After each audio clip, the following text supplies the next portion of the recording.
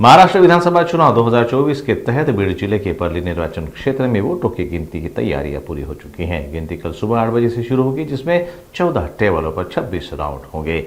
चुनाव निर्णय अधिकारी अरविंद लाटकर ने उम्मीदवारों, उनके प्रतिनिधियों और कर्मचारियों से अपील की है कि मतदान केंद्र पर मोबाइल फोन न लाएं, ताकि गिनती प्रक्रिया में कोई विघ्न न आ पाए।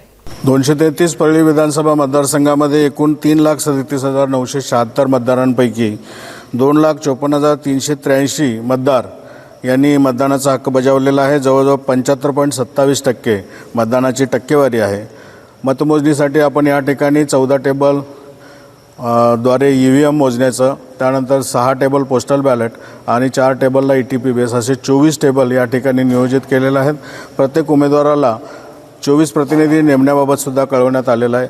एकूण 14 फेऱ्यामध्ये ही मतमोजणी प्रक्रिया पूर्ण होणार आहे।